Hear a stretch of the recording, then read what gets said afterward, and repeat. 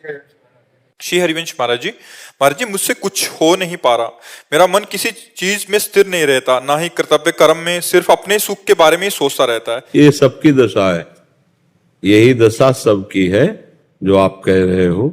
सब अपने शरीर को ही अपना स्वरूप मानकर, इंद्रिय मन को अपना स्वरूप मानकर उन्हीं के सुख भोग की लालसा में। देखो, रुपया कमा ले, घर मकान बना ले, बढ़िया दुल्हन हो जाए, लड़का बच्चा पर, यही सबकी सोच है।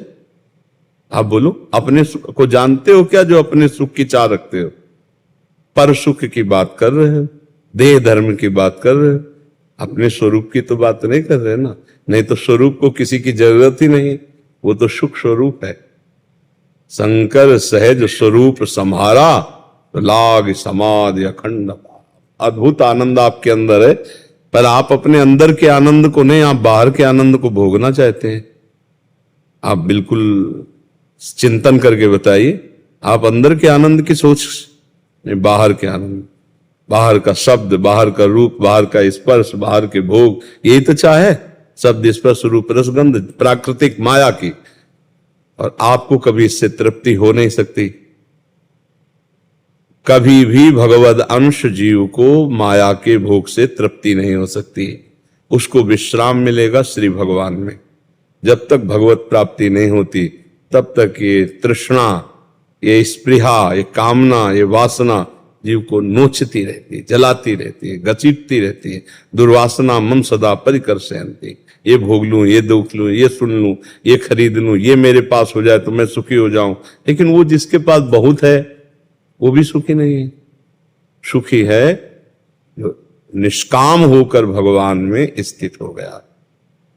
जाहि न चाहिए कबहु कछु तुमसन सहज सने, वो सुखी है जो सकल कामनाहीन जी। और यहां सब कामनाओं से चल रहा है, कामनाएं ही कामनाएं हैं, तो कहां सुखी हो? कहने मात्र का सुख नहीं है। बात समझ रहे हो आप? सुख तो भगवान में है। तो आप अपना सुख का मतलब देह धर्म से बात कर रहे हैं, तो ये सब में है, आप में नहीं, ये सब में है। जो जीवन मुक्त महापुरुष है उनके सिवा सब देह आ सकता है। घूम घूम के बात चाहे जितनी करें, वो बात देह में ही स्थित है। देह की ही क्रियाओं को अपना वो कर्तृत्व भाव मानते हैं और देह जनित भोगों को ही वो सुख मानते हैं। इसी अज्ञान में फंसे बार बार जन्म, बार बार मरण को भोगते हैं। इसको मिटाने के लिए अध्यात्म है। सत्संग सुनो, नाम जप करो। नाम जप करते हो? खूब नाम जप करो। एक मिनट भी खाली हृदय न रहे, हर समय नाम जप करो। राधा राधा, राम कृष्ण हरि शिव, जो नाम प्रिय हो। जो जैसे पहले मानसिक में राधा नाम जैसे आप ध्यान करते, लेकिन अब थोड़ा हो नहीं पा रहा मानसिक नाम। हाँ, क्योंकि भोगों में रत होने पर मलिन बुद्धि हो जाती है, तो कैसे होगा? पापवंत कर सहज स्वभाव, भजन मूर्ति भाव न काओ। मान लो सत्संग हुआ, उसके प्रभाव से पाप नष्ट हुए, आपका राधा नाम शुरू हो गया, आपने लिखना प्रारंभ कर दिया, फिर पापाचरण कर लियो, मलिन हो गया, हिम्मतें नहीं रह गई। अब पापवंत कर सहज स्वभाव, स्वभाव में ही नहीं आएगा कि मैं भजन करूं। जब अपवित्र मन हो जाता है तो जलन पैदा होती है, भजन की तरफ से अरुचि हो जाती है। सत्संग, शास्त्र स्वाध्याय, नाम जप और उत्तम बातें सब गायब हो जाती हैं और वही संसार अच्छा लगने लगता है। फिर सत्संग होता है तो फिर एक नई चेतना जागृत होती है। इसीलिए सत्संग जरूरी है। जो हम बार बार अपनी वासनाओं में फिसल जाते हैं, हृदय गंदा हो जाता है, सत्संग बार बार उस गंदे हृदय को पवित्र करके उत्साहित करता है भगवत प्राप्ति की। तो अगर हम एक बार गिर गए, दो बार गिर गए, तो हम कोशिश करें हर बार उठने की, तो कभी न कभी भगवान की कृपा से हम निकल जाएंगे। तब हमारा भजन अखंड होने लगेगा। अभी तो हालत खराब है। जैसे डॉक्टर ने बीमार आदमी को देख के समझता है कि भाई तुम्हारी हालत तो बहुत सीरियस है, ऐसे ही हालत सीरियस है। सीरियस का मतलब है मन इंद्रियां विषयों में पूर्ण रूप से गुलामी स्वीकार किए गए। अब धीरे धीरे उठो, इसी से उठने के लिए तो सत्संग मिला है। जिसे जानते हो गलत है, उसे कोशिश करो कि आपको नहीं करना है, कोशिश करो, आप निकल जाओगे। कोई भी अभ्यास दृढ़ कर ले तो आश्चर्य में घटनाएं होती हैं अभ्यास के द्वारा। मतलब आंख में पट्टी बंधी और निशाना लगा रहे हैं, अभ्यास। शब्द से गोली मार दे, शब्द आया सीधे उसी की गोली लगेगी जाके। बिना देखे मार ली। अभ्यास किया तो हाथ से ऐसे ईंट तोड़ दिया। तो ये तो प्राकृतिक अभ्यास है। हम चिदानंद अभ्यास करें, सच्चिदानंद भगवान का नाम का रूप का लील, तो हम माया को परास्त नहीं कर देंगे। हम काम क्रोध लोभ मोह मद इन पर विजय नहीं प्राप्त। अभ्यास पर हम लोग क्या टूट जाते हैं, मन से लड़ नहीं पाते। मन जब हट करता है तो हम टूट जाते हैं। नहीं, टूटना नहीं। अशांति बहुत, इसलिए अशांति पैदा कर देता है उसी। हाँ, वो अशांति आप स्वीकार करते हैं, इसीलिए उसकी ताकत क्या है, अशांत कर दे। गलत करोगे तो अशांति को पैदा ही वही गलत सिखाएगा, वही गलत करवाएगा। केवल आपके दस्तखत होंगे, अशांत आपको होना पड़ेगा। बहुत कमजोर स्थिति आ जाती है जब हम भोगों में लग जाते हैं ना, ब्रह्मचर्य नष्ट हो जाता है ना, बहुत हालत खराब हो जाती है। इसलिए हम बार बार सबसे विनय करते हैं कि आप उचित गृहस्थ में ब्याह भी हो गया हो तो उचित ब्रह्मचर्य का पोषण करो, नहीं तो जीवन किसी काम का नहीं रह जाएगा। चिंतनी शक्ति नष्ट हो जाती है, स्मरण, शरीर में नाना प्रकार के दर्द, नाना प्रकार की पीड़ाएं। एक उचित शरीर की व्यवस्था है। देखो ये गाड़ी है, जैसे बहुत बड़ी महंगी गाड़ी हो, पेट्रोल डीजल ना डालो उसमें तो वो थोड़ी चलेगी। ऐसे उचित आहार, व्यायाम, उचित शास्त्र के अनुसार जीवन यापन, तब जाकर के वो भगवत चिंतन लायक होता है। भगवत चिंतन के लिए बहुत पावर चाहिए, आप इसे खिलवाड़ ना समझे। इसे व्यभिचारी पुरुष नहीं कर सकता। उचित गृहस्थ धर्म का पालन करे, जो ब्याह आदि हो गए। नहीं तो ब्रह्मचर्य रहे तो उसमें एक शीतलता होती है, एक गंभीरता होती है, एक पावर होता है। वो भगवत चिंतन परायण रहता है। एक अपार आनंद, आनंद के लिए मिला है जीवन। आनंद समझा जाता है भोगों में, इसीलिए सतमार्ग से विमुख जीव हो जाता है। अभी तो आप प्रश्न कर रहे हो, कुछ दिन बाद प्रश्न करने का मन नहीं होगा। यार क्या, अब हमसे तो कुछ होना नहीं, और बस यही जैसे हमारे भाग्य में नहीं है। भगवान नहीं चाहते कि मैं भजन करूं, ईश्वर ही की इच्छा नहीं तो हमने तो कई बार कोशिश की, वृंदावन गए, सत्संग, मतलब इसका मतलब समय हमारा अनुकूल नहीं है। गोस्वामी तुलसीदास जी लिख गए, काले कर्म ईश्वर मिथ्या दोष लगाए। वो ईश्वर पर दोष लगाएगा, प्रारब्ध पर दोष लगाएगा, समय पर दोष नहीं। हमारे अभ्यास की कमजोरी। तुम बहुत अच्छे बच्चे हो, अपना सुधार करो। और ये सुधारने के लिए मनुष्य भगवान सहयोगी हैं, हमारे मित्र भगवान हैं, वो सहयोग करेंगे। आप खूब नाम जप करो, अच्छे से चलना सीखो। गंदी बातें जो हैं उनको छोड़ो, उनसे दूरी बनाओ, तभी आगे बढ़ पाओगे। अब गंदगी में बार बार गिरते रहे तो फिर इधर आने का भी मन नहीं होगा। देख लेना एक दिन, इधर आने का भी मन नहीं, क्या हम तो कुछ कर नहीं पाएंगे, क्या जाए, ऐसे निराश कर देगा। और मन के चक्कर में फंस जाओ तो डिप्रेशन में पहुंचा देगा। वो पहुंचा देगा, बार बार सोच सोच सोच सोच सोचते रहते हैं, सोच नहीं चलता रहता। हाँ, तो उसी को तो रोकने के लिए सत्संग है। राधा राधा राधा राधा राधा, अभी रोना आ जाएगा, आनंदमय हो जाओगे। उसका काम है चलना, और हमारा काम है कि क्या चलाना। अब वो जो चला रहा उसी को तुम देख रहे हो तो परेशान हो जाओगे। तुम चलवाओ उसमें, राधा राधा राधा, जीवन से। हाँ, राधा राधा राधा राधा, फिर देखो आनंद आने लगेगा। जैसे जैसे पाप नष्ट होंगे वैसे वैसे हृदय आनंदित होता जाएगा। इंदु शुक्ला जी ऑस्ट्रेलिया से। राधा वल्लभ श्री हरिवंश। श्री हरिवंश महाराज जी, आपके चरणों में कोटि कोटि प्रणाम। महाराज जी, मेरे शरीर के पति श्री जी कृपा और आपके आशीर्वाद से मेरे बहुत अच्छे मित्र हैं। मेरी वृंदावन आने की पूरी व्यवस्था वो खुशी खुशी करते हैं। वो शरणागत तो नहीं है, पर आपकी हर आज्ञा का पालन करने के लिए हमेशा प्रयासरत रहते हैं। महाराज जी, उनकी प्रबल इच्छा है कि मैं उनके साथ कैलाश, मानसरोवर व अन्य तीर्थ स्थान पर जाऊं। मेरा सब कुछ आपके और श्री जी के चरणों में है। अगर मैं उनके साथ जाती हूं तो मेरी अनन्यता में कोई कमी तो नहीं होगी महाराज जी? नहीं, अगर ऐसी इच्छा उत्पन्न हुई है तो पवित्र कार्य है। भगवत स्वरूपों में जो धाम है, तीर्थ हैं, यहाँ जाना चाहिए, कोई निषेध नहीं है। अभी कोई आपके अंदर रस की अनन्यता तो आ नहीं गई। अब जैसे हम लोग है ना, प्राण निकल जाए पर फिर अन्यत्र नहीं। अब आपका मन है तो बुरा काम का हो तो निषेध कर दे।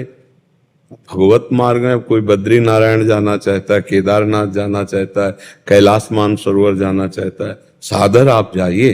क्योंकि आपका कोई क्षेत्र संन्यास तो है नहीं, आप कोई अनन्य निष्ठा वाले धाम के तो है नहीं। धाम की अनन्य निष्ठा हो जाए तो फिर नहीं, फिर तो नहीं। खंड खंड हो जाए तन, अंग अंग सत टूक, वृंदावन ने छाड़ियो छाड़ी वो है बड़ी चूक। अब नहीं, अब कुछ नहीं। अब जब अगर अभी ये बात नहीं आई है तो जाना चाहिए, सब जगह दर्शन करना चाहिए। पवित्र क्षेत्र हैं, पाप नष्ट होते हैं, भगवत कृपा मिलती है। लेकिन जहां की रज की भगवान शिव भी याचना करते हैं, ये वो धाम है वृंदावन धाम। किशोरी तेरे चरणन की रज पाऊं, बैठ रहूं कुंजन के कोने श्याम राधिका गाऊं। किशोरी तेरे चरणन की रज पाऊं, जो रज शिव सनकादिक याचत, सो रज शीस चढ़ाऊं। ये ब्रह्मेश्वरादि सुदरूह पदारविंद, श्रीमत पराग परमाद्भुत वैभवाया। अब निष्ठा की बात है। अब जैसे आपके पति हैं, उनकी कोई निष्ठा तो धाम में है नहीं, आप थोड़ा सुना करके भाव लाइए, तो अभी आपको अपने पति का साथ देना चाहिए। पति के साथ जाओ, उसे भगवत स्वरूप मानकर, और भगवत धाम है, दर्शन कर आओ। और जब सब जगह से छक जाना तो बैठ जाना वृंदावन का आश्रय लेकर। अब बस वृंदावन के सिवा हमारा कुछ नहीं। वृंदावन का आश्रय ऐसा होता है जैसे आप कहीं नौकरी कर रहे हैं, कहीं दूर देश में, जब आपको समय मिला 2, 4, 6 महीने में, भाग के घर जैसे जाते हैं, ऐसे धाम आ गए। और कहीं जाने की इच्छा न हो, वृंदावन को छोड़ के और तीर्थ दे जात, छाणी विमल चिंतामणि कौड़ी को ललचात। मानो विमल चिंतामणि का त्याग कर कौड़ी उठाने जा रहे हमारे रसिकों ने जो वाणी जी में लिखा है। तो कोशिश करो कि आप अपने पहले पति को रिझा लो, और जब आपके पति भी राजी हो जाए तो धाम निष्ठा ले लो। जब मन आवे तब धाम आ जाओ। धाम यहाँ सब कुछ विराज, यहाँ भगवान शंकर गोपी बने हुए बैठे हुए हैं गोपेश्वर के रूप में। ये परम धाम है। यहाँ रास में प्रवेश पाने के लिए महादेव जी ने भी गोपी रूप धारण किया और रास में प्रवेश पाया। बड़ी महिमामयी भूमि है। यही केदारनाथ है, यही बद्रीनाथ है, हमारे ब्रज 84 कोष में ही है। केदारनाथ, बद्रीनाथ सब यही विराजमान है। अब जिसको अब आंखों को देखने का मन है तो कोई बुरी बात नहीं है, जाना चाहिए। जिसकी निष्ठा है वो बात अलग है, जिसकी निष्ठा नहीं तो फिर जाना चाहिए। हम जाने के लिए अनुमति देते हैं, चले जाइए, दर्शन करे आइए जाकर के। और निष्ठा एक अलग चीज होती है और ऐसे तीर्थयाटन आदि करना एक अलग होता है। जितेंद्र व्यास जी, श्री हरिवंश बाबू। राधा वल्लभ श्री हरिवंश गुरुदेव, आपके चरणों में कोटि कोटि दंडवत प्रणाम। महाराज जी, मैं आपके सत्संग यूट्यूब के माध्यम से लगभग 3 साल से जुड़ा हुआ हूं और आपके बताए अनुसार श्री राधा नाम का जप करने की पूरी कोशिश करता हूं। लेकिन महाराज जी, मन अभी भी बहुत भटकता है। महाराज जी, एक बार आपने कहा था कि भगवत प्राप्ति के लिए दैन्यता भाव होना बहुत जरूरी है। महाराज जी, मन को कंट्रोल करने और मन में दैन्यता भाव लाने के लिए मैं अब क्या करूं? देखो, जब अपने हाथ में कंट्रोल न रहे तो बड़े के हाथ में दे देना चाहिए, और सबसे बड़े भगवान है। नहीं, तुलसीदास जी कह रहे हैं, हो हार्यो करि जतन विविध विधि, अतिशय प्रबल अजय, तुलसीदास बस होई तबहि, जब प्रभु पेरक बरजै, हरिजू मेरो मन हठ न तजय। हे हरि, ये मेरा मन हट नहीं, मैं हर उपाय करके देख लिया है, मेरे बस में नहीं हो। हे शरणागत प्रतिपाल, आपके सब रोज भगवान से प्रार्थना करो, नाम जप करो, भगवान की लीला चरित्रों का गायन करो, श्रवण करो। कभी न कभी तो दीनानाथ के कान में भनक पड़ेगी, और जिस दिन वो हेर लिए तो मन शांत हो जाएगा, निर्मल हो जाएगा, पक्का। यही उपाय है, भगवान को पुकारो, एकांत में भगवान से प्रार्थना करो। हे पतित पावन, हे दीन बंधु, मेरे बस की बात नहीं कि मन रुक। ये हम आपसे सच्ची कहते हैं, जो काम बड़ी बड़ी साधनाओं से नहीं होता वो प्रार्थना से हो जाता है। भगवान तुम्हारे अंदर में बैठे ही सुन रहे। अहंकार के कारण हमारी बात नहीं सुनी जाती है। अगर हम दैन्य होकर हृदय से पुकारें, मन शांत, रोना आ जाएगा आपको। रोना आने का मतलब हमारा कनेक्शन फिट हो गया, तभी रोना आएगा। हे नाथ, हे करुणा, पतित पावन प्रभु, आप देख रहे हो, लाख बार प्रयास करता हूं, हर बार हार जाता हूं, नाथ आप मुझे बल दो। और ये प्रार्थना बराबर होनी चाहिए। ये नहीं कि एक बार कर लिया, 2 बार कर लिया प्रार्थना, जीवन भर प्रार्थना ही कर ली है, ठीक तभी होगा। लंबे समय तक श्रद्धा बनाए रखे, श्रद्धा ना तोड़े, मन नहीं लग रहा, नहीं लग, तुम्हारी प्रार्थना हो रही, तुम शरणागत हो, नामे भक्ता प्रणश्यति, भगवान ने कहा मेरे भक्त का नाश नहीं होता। तो हम इंतजार करें प्रभु की कृपा का, नाम जप करते हुए, उनकी लीला कथा श्रवण करते हुए, पढ़ते हुए और आर्त भाव से प्रार्थना करें तो निश्चित मन लग जाएगा। हम लोग उसी मार्ग से चले हुए हैं, पूरी जवानी पूरा जीवन व्यतीत हुआ। अब भगवान की कृपा से आयास प्रयास रहित जीवन है। समझ पाओ तो समझ पाओ, आयास प्रयास रहित जीवन है। बस जैसे लिफ्ट में बैठे हैं, अब कहाँ ले जा रहा है लिफ्ट वाला, किस फ्लोर में खोलेगा, क्या करेगा, अब बस देख रहे हैं। अब कुछ नहीं ये बात की कहीं लगाना है, कहीं हटाना है, कुछ करना है, कुछ नहीं। आयास प्रयास रहित शांत जीवन, जैसे जोई जोई प्यारो करे सोई प्रेम भावे। एक ही उपाय है, साधना नहीं, कृपा। बिन रोए किन पाइया प्रेम प्यारा में। प्रभु से प्रार्थना करें। बड़े बड़े संतों के आप पद पढ़ के देखो, तो उसमें ये पीड़ा पाई गई उनके हृदय में कि मन मेरा मत वाला गयंद हाथी है, प्रभु हर जंजीर तोड़ देता है, नाथ इसे संभालो। चाहे मीरा जी हो, चाहे जो भी महापुरुष हो, सब मन के विषय में जब बात की तो सब रोई पड़े, क्योंकि ऐसा है ये। और जिनका रुका वो केवल भगवत कृपा से, गुरु कृपा ही केवलम, गुरुदेव की कृपा, भगवान की कृपा, उसी से मन। नहीं तो बहुत बलवाल है, चाहे जितना ज्ञान बोलो, चाहे जितना ज्ञान सुनो, वो जब अपने आप में आ जाएगा तो गलत करवा ही देगा। भगवान कृपा करें तो बच सकते। इसलिए उन्हीं की कृपा की बाट जो लीला कथा, हमारे शब्दों पर ध्यान दो, लीला कथा श्रवण करो, लीला कथा कथन करो, गायन करो, नाम जप करो, पवित्र हार और भगवान से एकांत में प्रार्थना करो, प्रभु मेरे बस की बात नहीं, आप संभाल लो, वो संभाल लेंगे। ठीक है, चिंता ना करो, भगवान की शरण में हो, चिंतन करो, चिंता करने की जरूरत, वो ऐसे संभाल देंगे। पूरे हम जीवन की बात कह रहे हैं, वो ऐसे संभाल देंगे तुम्हें पता भी नहीं चलेगा। जो काम बहुत बड़ी बड़ी साधनाओं से, कठिनता से बनते हैं, वो ऐसे सहज में बन जाएंगे। कितने ऐसे गृहस्थ हैं हमारे परिकर में जो नौजवान है, पति पत्नी, और कसम खा के ब्रह्मचर्य हैं वृंदावन में, कसम पूर्वक रह रहे हैं। कई बार हम उनसे कहा कि आप कसम मत लीजिए, कहीं चूक हो गई तो उनका वचन देते हैं जीवन में। अब आप सोचो, बड़े बड़े साधक को स्त्री के साथ एक ही मकान में रह रहे हैं और पूर्व संबंध रहा है और वहीं ब्रह्मचर्य से रह रहे, कितना बढ़िया साधन है। मतलब धोखे का कोई चांस ही नहीं है। तो एक कृपा की बात है कि नहीं भाई? भला कमाल का ब्रह्मचर्य तो वो है कि जहां ब्रह्मचर्य नष्ट होने के 100% चांस है, और वहां वो ब्रह्मचारी, तो उसको गिरा कौन सकता है? ये बात केवल कृपा से बनती है और किसी से नहीं बनती। तो हमें बड़ा आश्चर्य होता है, कई जोड़ी ऐसे हैं जो कसम पूर्वक ब्रह्मचर्य रह रहे हैं। तो हमें लगता है भगवान कृपा करे तो असंभव भी संभव हो जाए। मूकम करोति वाचालम पंगुम लंघयते गिरिम यत् कृपातम हम वंदे परमानंद माधवम। वो कर्तुम अकर्तुम अन्यथा कर्तुम सर्व समर्थ है। छोटे छोटे बच्चे हैं, मन को मार करके रात दिन भजन में लगे हैं।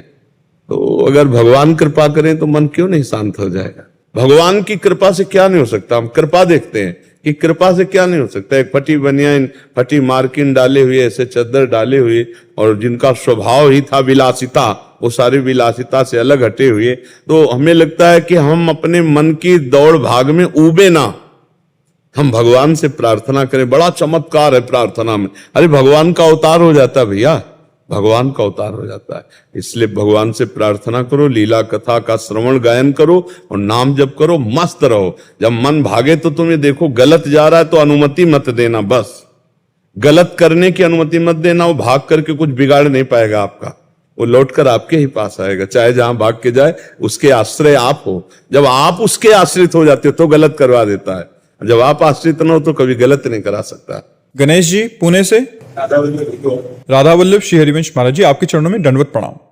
महाराज जी, आपने एक प्रवचन में बताया था कि मनुष्य को सबसे प्रिय देह है, देह से अधिक प्रिय प्राण है और प्राणों से भी अधिक प्रिय आत्मा है। तो महाराज जी, यहाँ प्राण और आत्मा में क्या भेद है? प्राण तो पांच भौतिक सृष्टि के अंतर्गत है, नहीं?